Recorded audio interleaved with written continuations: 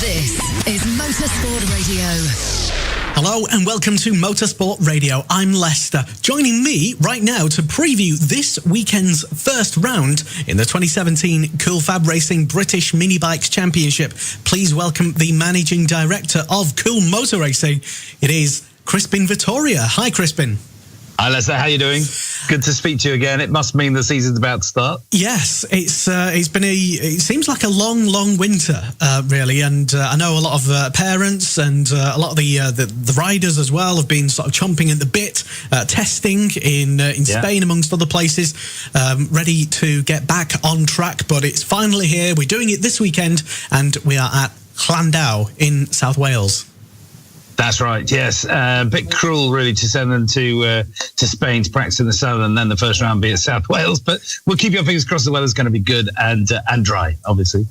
Yeah, and it should be a fantastic season, as it was last year, with the last season being the first full season where Cool Motor Racing properly came on board and heavily invested in the championship, which has been run, again, brilliantly, masterfully, by the amazing Roger Keys. Yeah, that's right. Yeah, Roger's a great guy.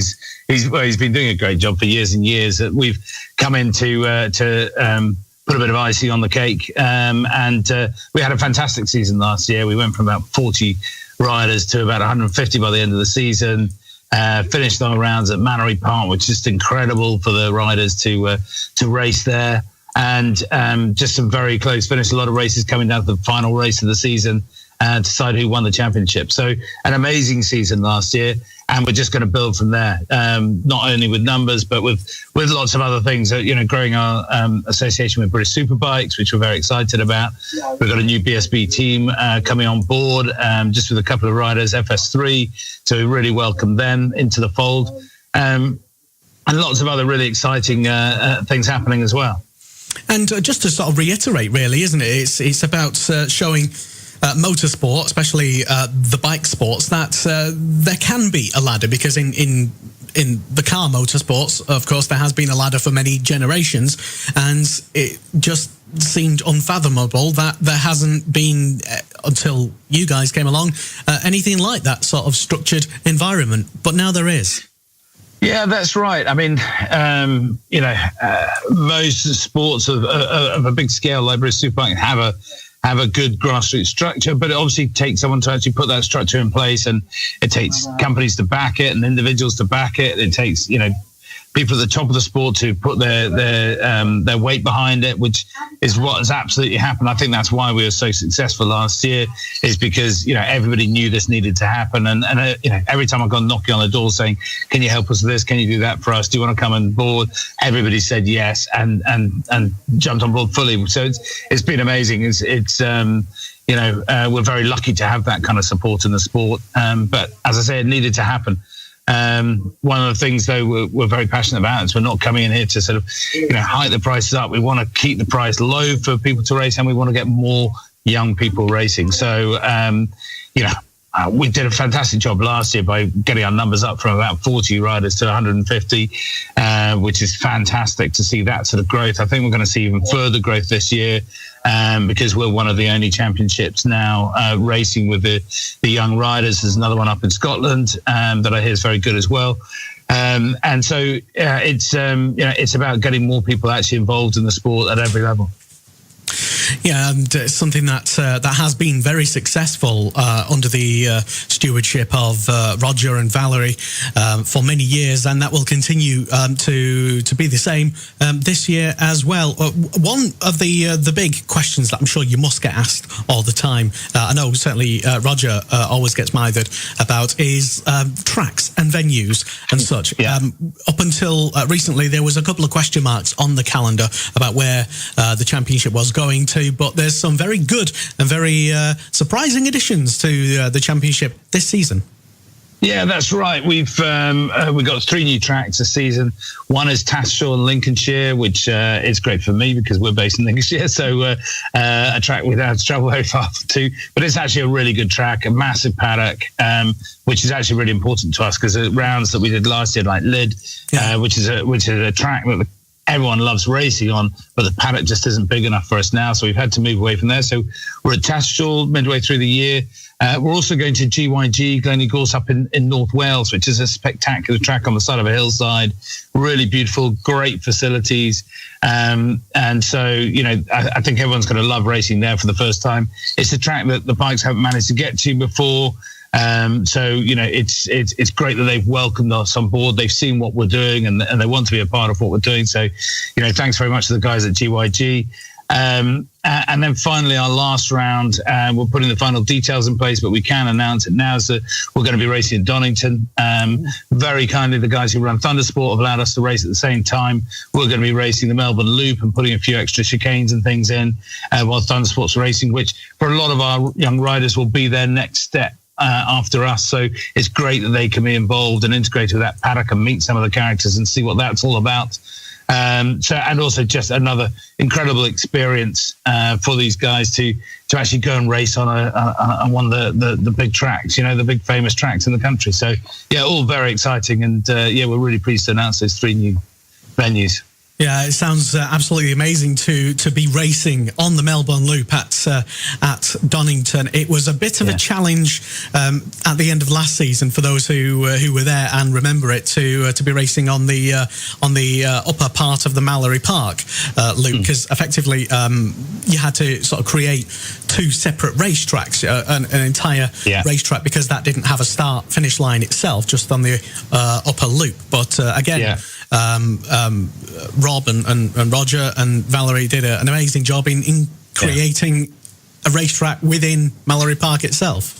Yeah, you guys did well on the commentary as well, because you were split all over the place. It was technically very difficult for the mini bikes that one, but you know, for the geared bikes, racing the full track was just an immense experience, and it gave us some of the best races that we had of the season on there. But that was challenging. I mean, Donington will have its own challenges, but we want to create this great end of season, you know, spectacular, which is with a really unique track. I have to say the guys who run Donington have been absolutely superb from the start. You know, I went in there and the first thing they said to me is, look, let's just get something straight. Yes, we will do whatever we can. Before you even ask me a question, yes, we'll do whatever we can to help you. So they love what we're doing. So it's been a great reaction. Donington will be a bit easier, but there will be its own challenges. But I hope everyone sort of takes that on the chin and just enjoys the experience for what it is. Yeah, certainly, and there's no lack of paddock space at Donington, as everybody knows. And there is when you got Thundersport there as well. They take up a lot of space, but we'll be all right. Still, it'd be very nice to be on their bill as well. And going back to something that you mentioned earlier, is that, I mean, just looking at the way that Cool Fab has expanded, like you say, we can sort of now no longer physically fit into some racing venues, which is fantastic. It's a nice problem to have, I suppose. It is, but actually, you know, we also, you know, have a problem finding the venues and getting into the best venues. So, you know, during the off season, it certainly wasn't quiet. There was a lot of work. We actually had to delay our announcements of which tracks we were racing on for quite a long time, which I know is frustrating for some of the parents, because we were having to sort of negotiate and try and work out where we could go and not clash with any BSB rounds. All our families can go to BSB if they want to. As you know, our young riders get to have their trophies presented to them at a BSB round as well, so we've got to be free to go there. And that's still the same this season as well? Yeah, absolutely. We're doing some of them at Donington, actually. So, in the first BSB round, we'll be presenting some of the trophies. Fantastic stuff. Other features we want to know about, will there be a ladies' wine afternoon that was traditionally on a Saturday afternoon? Will that still be a thing? Why do you want to know that? I'm asking for the ladies, of course. Yes, we intend to continue that. We may do some variations on the theme and do some other things, so it's not just about drinking wine. So we're planning on some other things, but getting some of the mothers involved and helping to organise some more of these activities and playing a part in it and making it feel like more their event than us laying on the event. But yeah, we will be doing that. It's great, and the mums deserve a treat, because they put a lot of the hard work into the weekends, and they're probably the ones dealing with the grumpy kids and dads on a Monday morning. So it's really nice to look after the mums. They're vital to racing in this country, I think. So, very happy to continue that. And it's the other big change we're having, obviously, with you guys, because we've got Alex joining us as a commentator, which we're excited about. Yes, we have a brand new commentator. I have physically scoured the country and most of Europe to find a commentator since Tom has left to go and work. He's stepped down to go to Dorna, hasn't he? Really? I mean, I know it's a step down for him. I know it's nothing along the heady heights of motorsport radio or Cool Fab, but I hear he's doing okay working in Spain in Dorna. Anyway, that's the word. I've been listening to some of it. I think he's doing very well. Yeah, so good on him. Yeah. We wish him all the best. But we're really excited to have Alex Rabies on.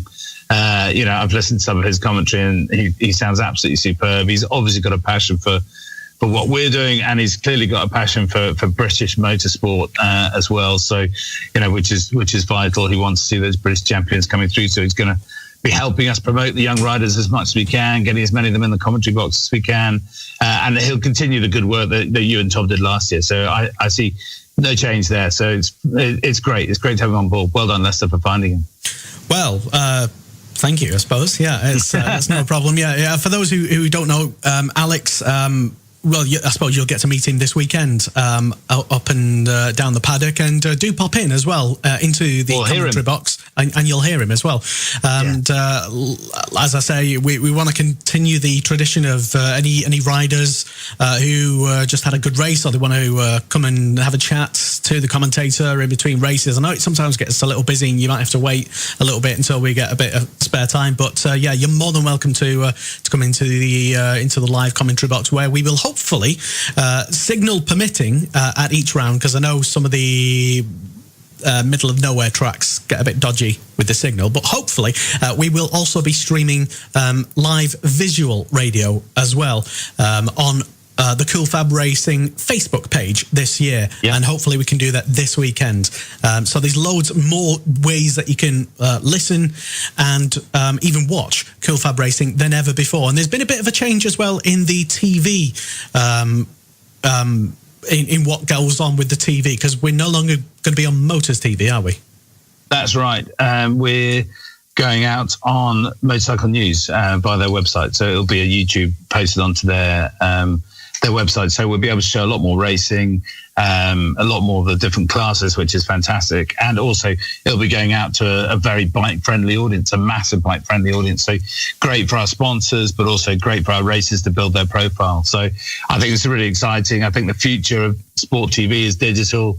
You can see that the majority of ad spend went on digital TV last year rather than terrestrial for the first time.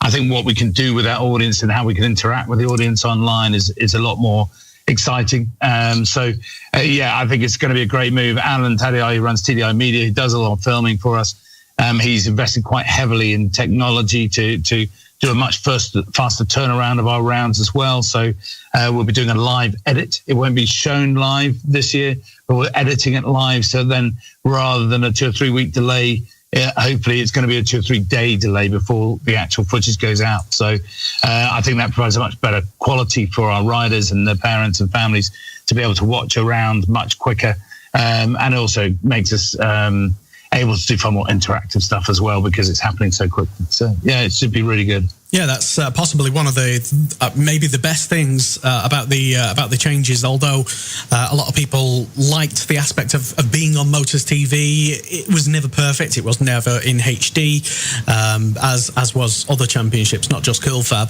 but they don't have HD as we're speaking today, and also the delay as well. By the time it eventually gets up online, and this is not Alan Tadiai's fault, because he does the editing, like you say, as soon as he possibly can. But you often had to wait weeks and weeks and weeks for it to be shown and broadcast. By then, everyone's sort of moved on and kind of forgotten about it, and that's to have. And also, on TV you can't guarantee the numbers watching it. So whereas we can fully quantify those if we show it online. So I think that's very powerful for our sponsors coming on board to support the grassroots of the sport. But also it's good for the young riders that they're going to go out and get sponsors on board to be able to quote those figures, and we can prove them. So I think it's really important.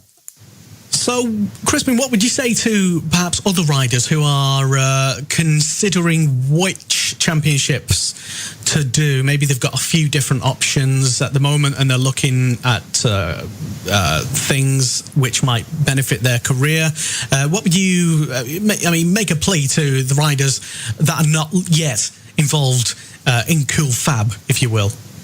Yeah, I mean, come and give us a go. You'll see it for yourself. You can see how our numbers have grown. You can see how our links with BSB are so strong and what we're able to offer you as far as exposure, but also quality racing and an incredibly friendly paddock and very welcoming paddock. So it's a great weekend. The organisers, Roger and the Keys family and everyone at Cool Motor Racing are really passionate about what we're doing. We care about all the riders and we really want them to succeed and go on to bigger and better things. I'm not about trying to stop people going and racing other championships, because actually go and do both is my advice. You know, the more time on the track, the better. So, I really want to, encourage anyone who's into the sport to spend as much time in that saddle. And that's what really counts at the end of the day, if you want to get better. So, as we'll see, because it will stand out in this first round, who's been doing all the training during the winter months. Because they will really stand out. I bet they've made vast improvements because they've kept that training up. Indeed, yeah. I mean, I'm sure we've seen lots of riders and parents posting pictures of, like you say, who's been to Spain or who's been doing a few sneaky pre-season tests, and it'll be interesting to see if, like you say, they do end up perhaps doing well in their first races this weekend. Which, by the way, to give you an update as to the schedule, it is now up online at FAB-Racing.com, isn't it? Yes, it is, yeah. It's all up there for people to see, definitely. And that's the same place where you can listen to live coverage as well as on the Cool Fab Racing Facebook page. And it will also be streamed live in audio on the Motorsport Radio website as well. So, like I said earlier, more ways than ever before to keep in touch with the championship and all the races live. And also, you've only got a couple of days before you can watch them online as well. So it's a win-win-win all round, Crispin. Well done. Yeah, definitely. Can't wait. And let's get some big viewers and big listening numbers, and, if people want to support the grassroots, follow it. That's the main thing. Just follow us on Facebook, on Twitter, and follow what all the young riders are doing.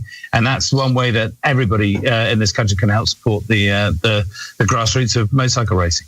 Fantastic stuff. We will be there live all weekend, and we will look forward to seeing the next generation of BSB and MotoGP stars. It'll be a fantastic season. I have no doubt about that. Crispin Vitoria, Managing Director of Cool Motor Racing, thank you very much for joining us. Lester, thanks a lot. Can't wait to see you at the weekend. Looking forward to it. This is Motorsport Radio.